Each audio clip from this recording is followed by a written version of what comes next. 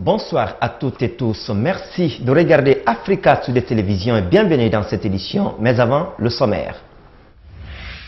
Tous les citoyens ici ou ailleurs pourront désormais accéder aux informations relatives aux textes législatifs et réglementaires de la Guinée via le site de la République www.sgg.gov.guinée. C'est le sigle du site qui a été officiellement lancé ce mardi grâce à l'appui de l'Union européenne.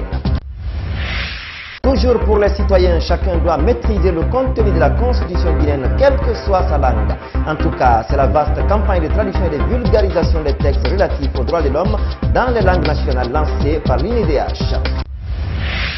Déluge de feu, enfer et ambiance de fin du monde à Alep. Les derniers quartiers rebelles sont en phase de tomber dans les mains du régime syrien. L'ONU s'inquiète des atrocités sur les civils pris au piège des combats. Une fois encore, bonsoir. Commençons cette édition avec la politique pour dire que le comité de suivi de l'application de l'accord politique du 12 octobre dernier s'est réuni ce mardi à Conakry.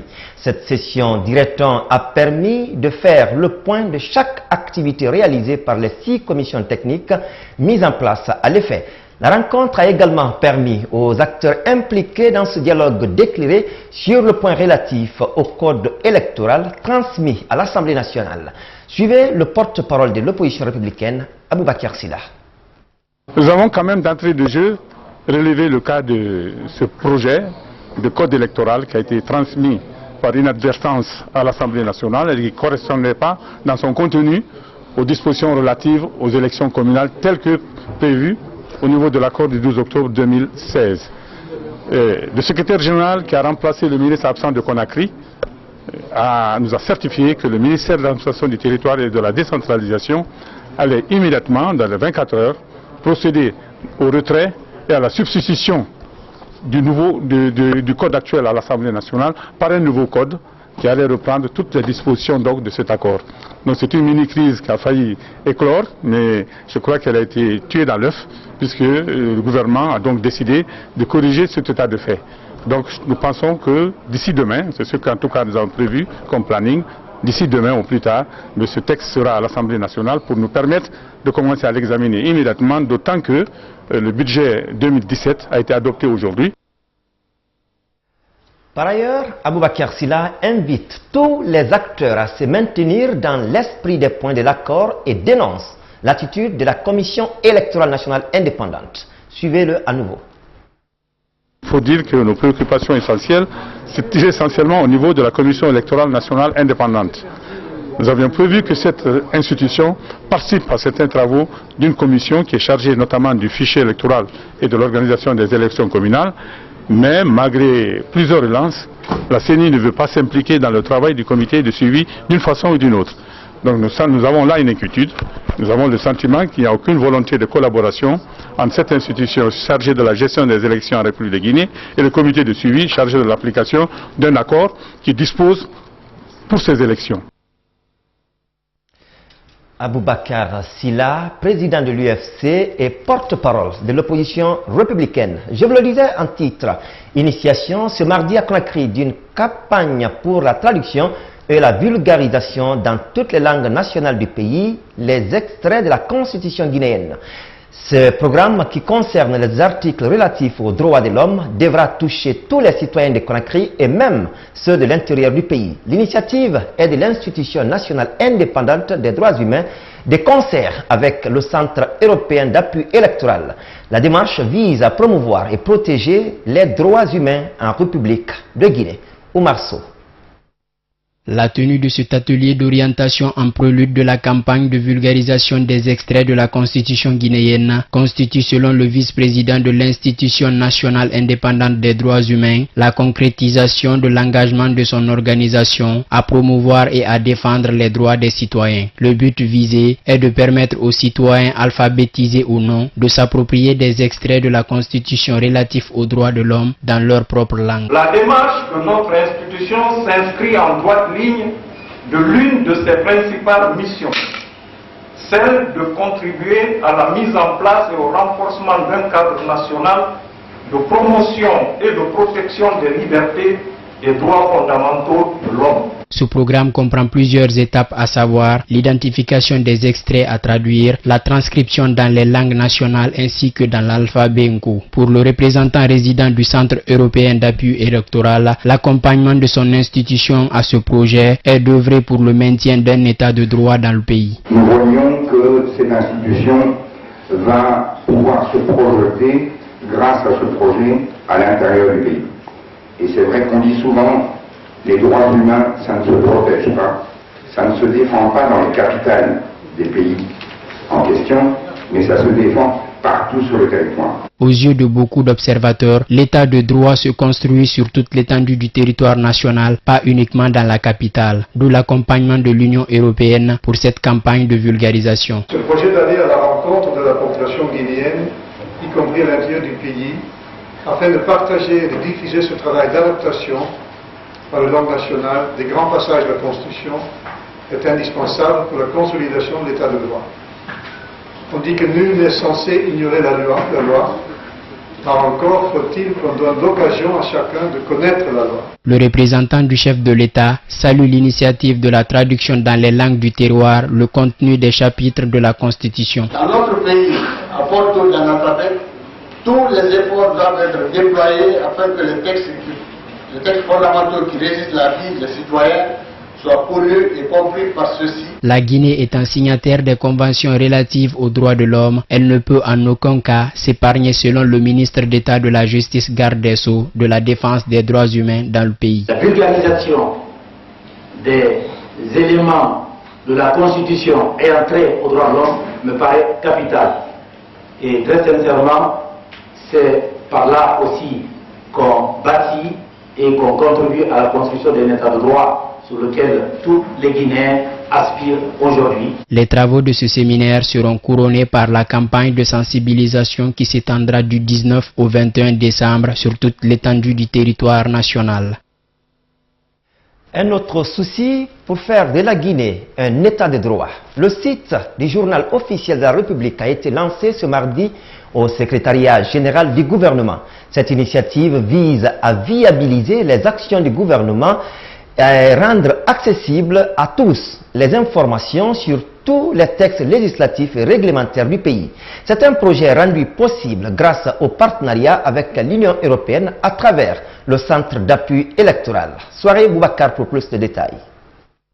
La numérisation du journal officiel de la République fait partie du processus de renforcement de l'état de droit. Logé sur le site du secrétariat général du gouvernement, désormais en un clic sur le www.sgg.gov.gn, les Guinéens où qu'ils se trouvent auront toutes les informations en ce qui concerne le secrétariat général du gouvernement. Avec l'adaptation du journal officiel aux technologies de l'information et de la communication, il deviendra certes plus accessible et efficace. La numérisation du journal officiel de la République et la création du site permettra de publier sur le site les journaux officiels des années antérieures, faciliter la communication avec les différents départements ministériels et les institutions républicaines, favoriser l'accès rapide aux textes législatifs et réglementaires, mais aussi et surtout d'accompagner la réforme de la modernisation du travail gouvernemental. En tant qu'organe de souveraineté, le journal officiel a été de 1958 à nos jours imprimé en version papier. Et cette modernisation a été rendue possible grâce à l'appui de l'Union européenne pour la consolidation de la démocratie à travers le Centre européen d'appui électoral. Nous avons initié cette action dans le cadre du programme d'appui aux élections et aux institutions démocratiques financé par l'Union européenne, après avoir constaté des freins, blocages et tensions dans le processus électoral en Guinée, à cause du manque de clarté sur le cadre légal qui devait s'appliquer. Mais l'impact de cette action ira bien au-delà de la consolidation de la démocratie et la promotion des droits humains. La mise en ligne du journal officiel sur la toile permettra à toute organisation, à toute entreprise, à tout citoyen, où qu'il soit établi dans le monde entier, d'avoir un accès équitable aux textes légaux. Pour le ministre de la Communication Rachid Ndiaye, à part la modernisation des institutions, la mise en marche de ce site permettra une meilleure interconnexion entre gouvernés et gouvernants. Il me semble que tout cela aujourd'hui contribue ou participe à la modernisation des institutions de la République de Guinée en créant un réseau de communication à la fois entre les institutions et également entre les institutions et les citoyens et entre l'administration et les administrés. Je crois que cette démocratisation de l'information est très importante pour notre société parce qu'un citoyen informé, c'est un citoyen conscient. Un citoyen conscient, c'est un citoyen qui prend la mesure de tous les enjeux qui fondent notre nation, notre pays. La consultation du journal en ligne sera gratuite jusqu'au 31 décembre et à partir du 1er janvier 2017, l'achat en ligne rentrera en vigueur. Il faut s'inspirer de l'expérience des autres. Le Forum des femmes parlementaires a présenté ce mardi à Conakry les rapports des différentes missions effectuées dans plusieurs pays africains. Il s'est agi pour ces femmes parlementaires de Guinée de tirer des conclusions des études et échanges d'expériences avec les assemblées nationales des autres pays visités. Il a aussi été question de faire des recommandations dans le but de mettre en place un plan de travail pour l'année prochaine, c'est-à-dire 2017. Compte rendu, Moussa Sefa Kamara. Ces femmes veulent profiter de l'expérience de ces pays africains afin d'amener l'Assemblée nationale guinéenne à observer l'équité au sein de l'hémicycle. Les rapports de ces différentes missions feront l'objet d'une analyse profonde par l'ensemble de cette couche féminine, analyse au cours de laquelle les bonnes pratiques profitables aux femmes seront retenues. C'est pour être auprès de nos sœurs, nous enquérir de la réalité de ce qu'elles font, parce qu'il y a les pays qui sont vraiment en avance sur la Guinée. Et au Parlement sénégalais, les femmes sont 64 sur 150. Au Burkina, les femmes ont vraiment un quota très représentatif et au Rwanda. En Guinée, nous sommes 114 députés, 25 femmes. L'expert en développement parlementaire Babou Bakar note ici les avantages de ces échanges d'expérience pour les femmes parlementaires guinéennes avec ses collègues des autres pays. À renforcer les capacités institutionnelles et organisationnelles de l'Assemblée nationale, mais aussi à faire des membres de l'Assemblée nationale, femmes tout comme les hommes, tous des partenaires importants dans le fonctionnement de l'institution. Parce que vous savez, il n'y a que 25 femmes sur 214. Il faut que ces 25 femmes aient la capacité de peser entre les hommes pour influencer le débat et faire en sorte que ce qui va se décider à l'Assemblée nationale soit à l'avantage des hommes, mais aussi des femmes et de tout le peuple de Guinée. Le Forum des femmes parlementaires de Guinée compte introduire dans les jours à venir des langues nationales dans les débats pour permettre à la gente féminine d'exposer les sujets importants allant dans le sens du progrès de la Guinée. Le mois de décembre, c'est ce mois dédié à la lutte contre le VIH-Sida. Zéro infection du sida dans les salons de coiffure. Avec ce thème, l'Association des jeunes femmes pour le développement des arts et métiers sensibilise sur les risques de transmission des maladies infectieuses comme le VIH-Sida. Dans un bref délai, l'AJIDAM veut éradiquer cette pandémie surtout chez les femmes actives dans les arts et métiers. Diao Bachir était sur leur pas, suivez. Statistiques du ministère de la Santé et de l'Hygiène publique ont, selon des informations, rapporté qu'en Guinée, 120 000 personnes vivent encore avec le VIH-Sida, dont 63 000 femmes et 14 000 enfants. C'est pour justement réduire ou inverser cette tendance chez la couche féminine que l'Association des jeunes femmes pour le développement des arts et métiers a initié cette journée de sensibilisation. Une journée dédiée aux coiffeuses et coiffeurs pour prévenir le sida.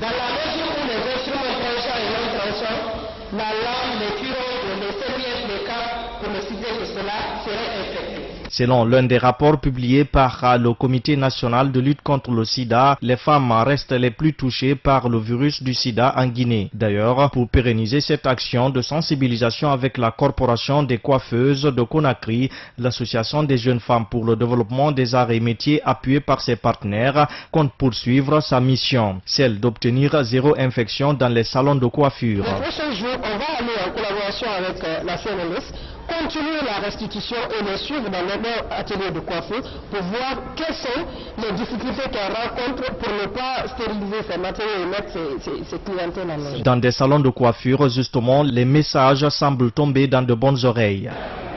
Prendre soin à le matériel dans lequel on utilise, c'est-à-dire les serviettes, les capes, les matériels pour manicure, pédicure. Il faut toujours utiliser, surtout les matériels de manicure, pédicure, il faut toujours utiliser ça à une seule personne. C'est pour individuel, c'est pas pour beaucoup de personnes. Une fois que tu utilises pour une seule personne, tu jettes. Avant, on utilisait les lames, on les jetait comme ça.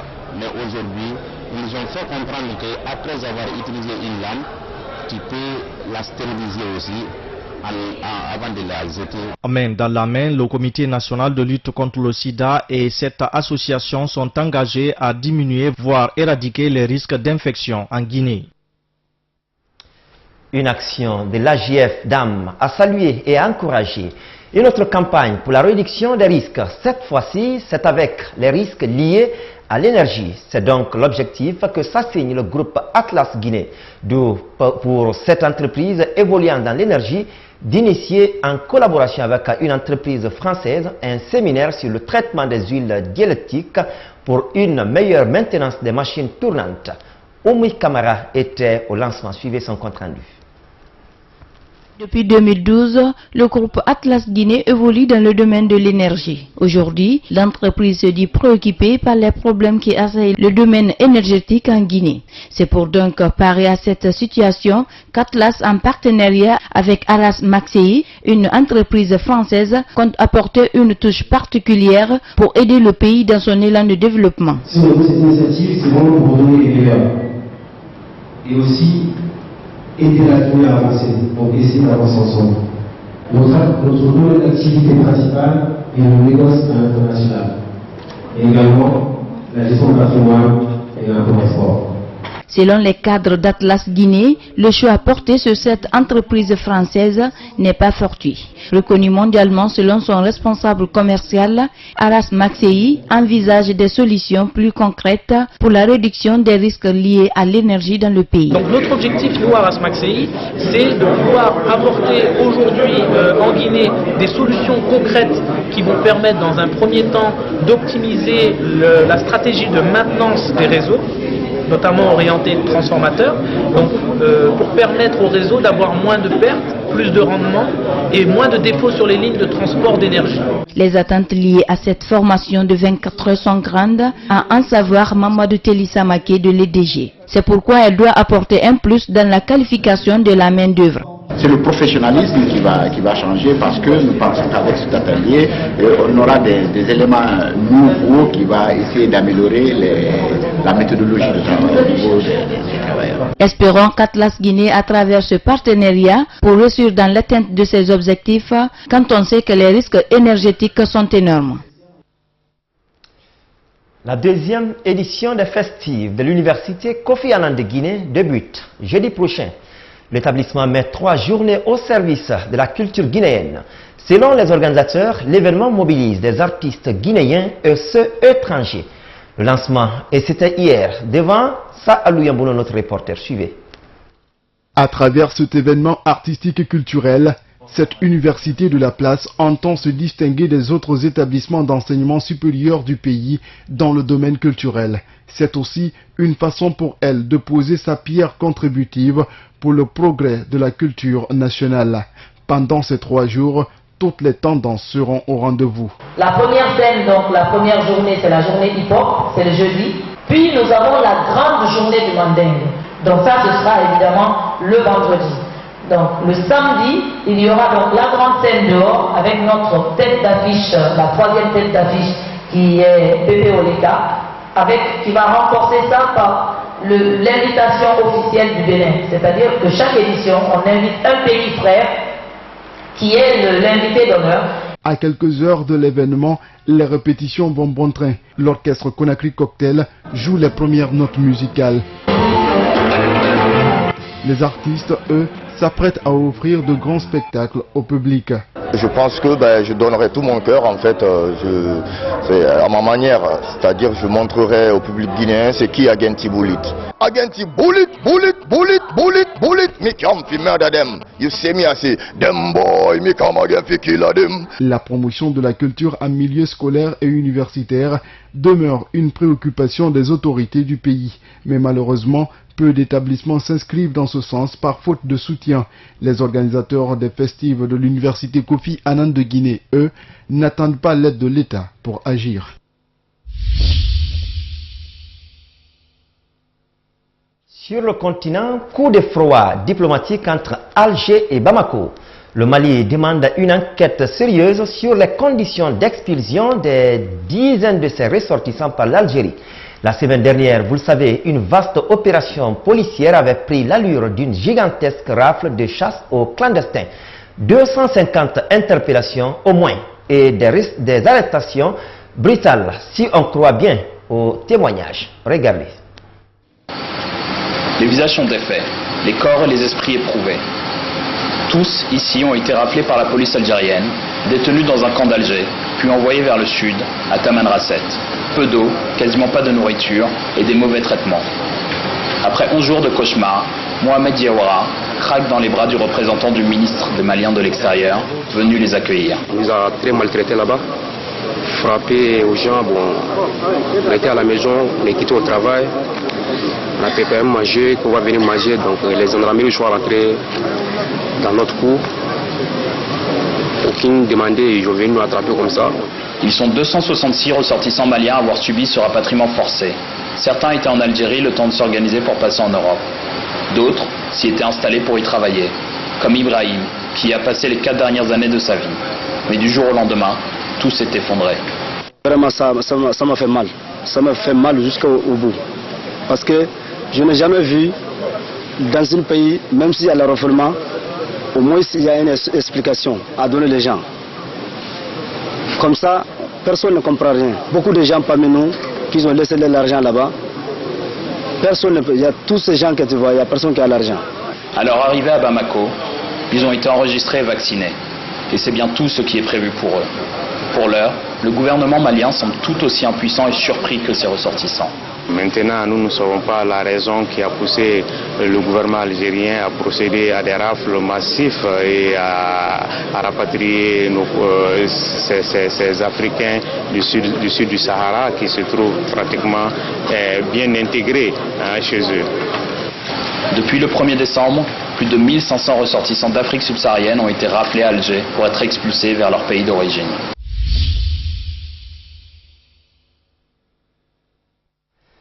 Ailleurs dans le monde, le mot fait froid dans le dos, du moins qu'il a été utilisé par le patron même de l'ONU. Car ce sont bien les atrocités que dénonce Ban Ki-moon. Les Nations Unies parlent d'exécution de civils, 82 rien qu'hier à Alep-Est. Ils sont encore plus de 100 000 coincés dans ce bastion rebelle en phase de tomber aux mains du régime de Damas. Regardez. Inexorablement, l'armée syrienne progresse dans la dernière enclave rebelle d'Alep-Est. L'assaut final est en cours. Les combattants insurgés sont retranchés dans 2 km². Les rares images qui nous parviennent sont tournées par l'armée du régime. Elles montrent des quartiers exsangues, pulvérisés par des mois de bombardement. Sur ces images, les habitants sont invisibles, souvent terrés dans leurs maisons. Ils seraient encore plusieurs dizaines de milliers. Ce matin, nous avons réussi à en joindre une poignée par Internet. Il y a encore 80 000 personnes à Alep-Est. Ils vivent dans des conditions abominables. Et la communauté internationale n'a rien fait pour arrêter ces crimes de guerre. Alors nous serons exécutés dans les heures ou dans les jours qui viennent. Le survol de la ville permet de saisir l'ampleur des destructions. Ce midi, l'ONU dénonce des atrocités et affirme que des dizaines de civils ont été exécutés par les forces pro-gouvernementales, y compris des femmes et des enfants. Ce que confirment certains activistes présents sur place via les réseaux sociaux. Selon nos informations, plus de 180 personnes ont été exécutées dans les zones récemment reprises par le régime, par les miliciens d'Assad et de ses alliés. Alors, dans les décombres de la ville, certains habitants enregistrent ce qu'ils considéraient leur message d'adieu. La Russie ne veut pas que nous sortions d'ici vivants. Ils veulent nous voir morts. Même chose pour Assad.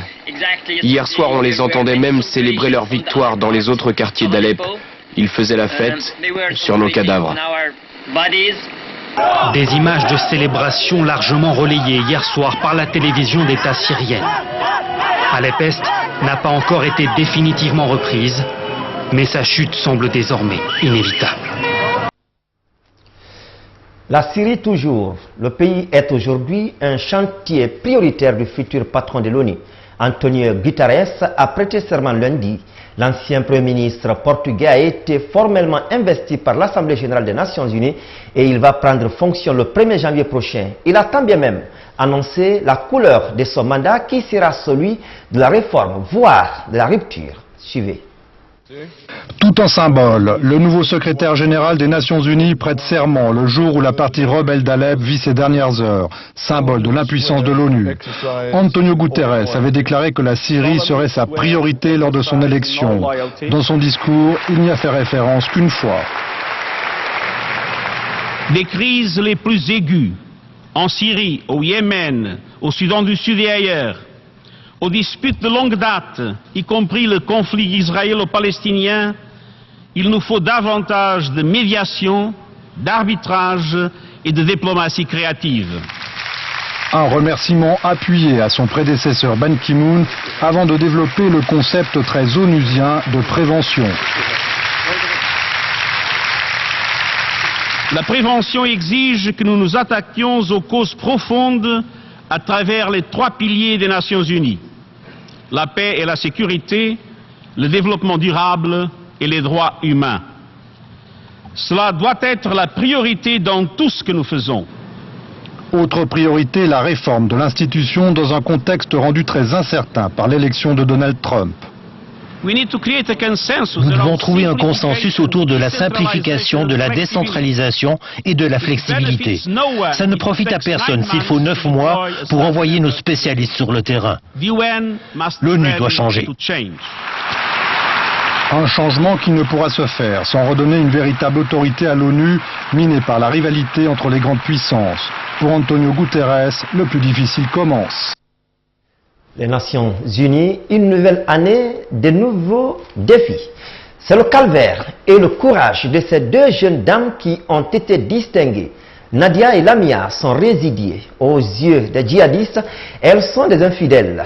Cela a suffi pour faire d'elles des esclaves sexuels. Leur cauchemar a duré plusieurs mois, mais elles se sont miraculeusement échappées et osé parler. Le Parlement européen leur a décerné le prix Sakharov pour la liberté d'esprit. Regardez. Nadia Mourat et Lamia Ajibachar ont fait leur entrée en tenue traditionnelle yézidi au Parlement européen. Pour leur combat consacré à la dénonciation de la traite des êtres humains, elles reçoivent aujourd'hui le prix Sakharov. Nadia a 21 ans quand elle est enlevée. Lamia 15. Les terroristes de l'État islamique les conduisent de force depuis leur village de Kocho, au nord de l'Irak, vers Mossoul, le bastion du groupe terroriste. Elles y deviendront des sabayas, des esclaves sexuels, un calvaire qui durera pendant des mois. Le prix Sakharov est le bienvenu aujourd'hui, car les terroristes de l'État islamique nous ont pris notre honneur, mais nous ne le laisserons pas nous déshonorer plus longtemps. Lors de sa fuite, Lamia a traversé un champ de mines. Elle a été gravement blessée par une explosion.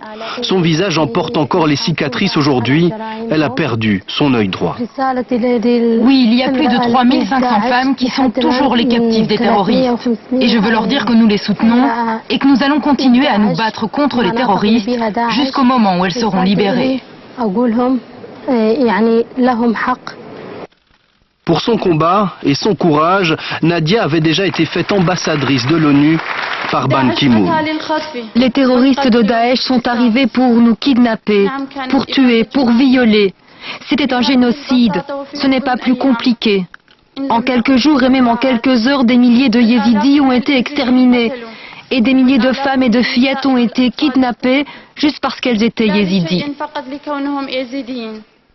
Le prix Sakharov résonne cette année comme un hommage à toutes les femmes et jeunes filles qui sont les victimes de ces viols systématiques utilisés comme armes de guerre. Fini cette édition d'information. Tout le plaisir a été pour moi de vous servir. Le prochain rendez-vous, ce sera demain à midi. Au revoir.